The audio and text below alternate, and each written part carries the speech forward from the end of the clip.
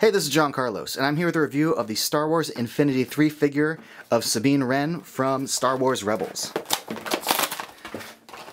Now this is just a figure-only review. I will not be talking about her playability in the game.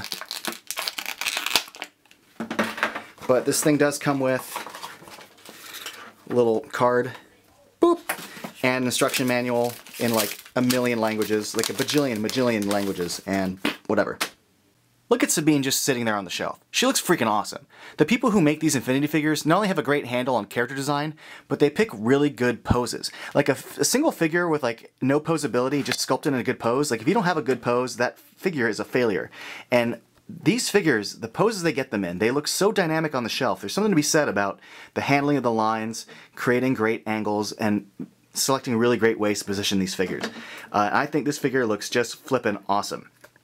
Like a lot of the figures in this series, her design is really, really cool. The angles that they use for like, you know, the dimensions of their body as far as like the lines, like just follow the lines on her gloves and where it meets at the wrist, the lines for her shoulder pieces, the way her torso kind of starts wide and curves in at the hips, the angles of like her knee pads and the calves versus the thighs, how thin the thighs are, how the calves get wider by the boot. Really, really interesting design. I really dig how they handle this. Same thing with like the dimensions of her face, like the way her nose is pointed and like her lips and smile. I think there's a lot of really good personality in here. They captured her personality really well. Good eyebrows, good eyeball paint, good lip paint. Her hair, they're going with the kind of bluish turquoise version.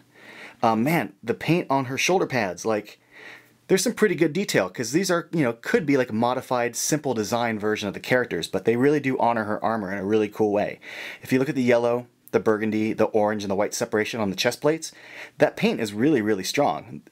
Also, just like her gloves, her pads on her elbows, the holster on her hip there, on her leg, really strong work.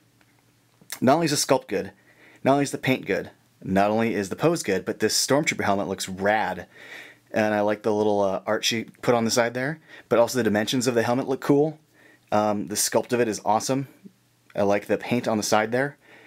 Geez, I can just stop raving, I guess. I like this little, you know, little tiny tool she's got in her hand there. I like the little buttons on the side. It looks cool. Again, not only is the face good, but the pose has a really good personality to it. I like the attitude in it.